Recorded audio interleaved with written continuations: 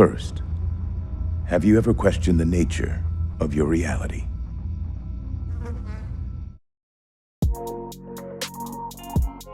Cub Swanson has always been one of my favorite fighters, and it's not because he's a super good fighter or gets a lot of finishes. Don't get me wrong, he is and he does, but because he's creative. You always hear fighters talk about how they have more to show or we haven't seen anything from them yet. And with Cub Swanson, I feel like he's taking whatever he's learning in the gym and experimenting with it.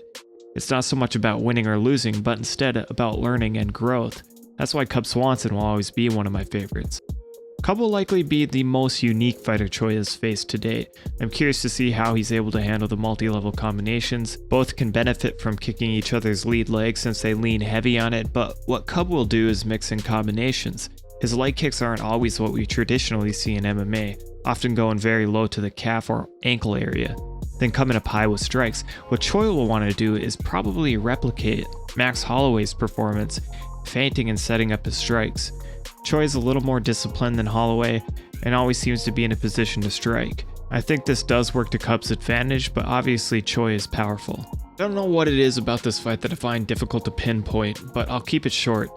I think if Doo Ho Choi wins, it's likely TKO inside the distance or decision. Although Cub has a series of submission losses, I don't think he'll have much difficulty defending against someone like Choi unless he catches something in the scramble. Also, Cub has only lost via TKO once, and that was in the WEC against Jose Aldo, where he ate a flying knee. Still, Cub has had 2 broken jabs and Choi is precise with the strikes.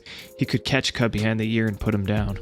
Choi will be 2 inches taller, but his reach is the same. His statistics are a bit misleading when comparing them to Cub since he's only had 2 fights.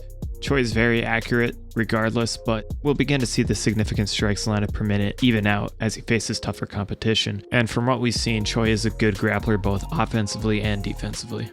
Choi's last 2 opponents stood right in front of him, which is not what you want to do against someone with power. I see Cub using his kicks to keep Choi off balance, but obviously he'll have to watch for Choi's counters off the kick, but I think that kind of plays into Cub's game regardless. As for Cub, I think he'll be more than willing to stand and trade with Choi. He'll want to prove he has what it takes to hang with the younger generation. It seems the UFC is starting to match Cub up with the younger guys anyway, as he did just fight Holloway. Regardless, I think Cub can win this by decision. I think his tricky combinations and movement will be more difficult to deal with.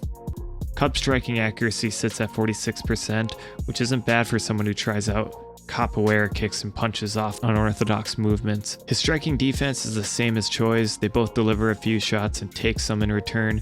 This fight is a lot of fun on paper. If Cub can slip shots or handle Choi's power, I really think these guys are going to put on a show, probably fight of the night. In summary, it may be worth looking at a prop bet for Choi inside the distance. There are no odds currently available for this fight, but I do think Cub Swanson takes this one by decision. If you don't have Fight Pass, you should definitely give the free trial a run. Use the link below and I'll get a kickback.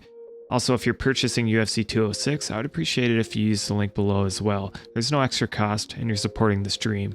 So watch Cub's fights. Be sure to subscribe for more UFC 206 coverage.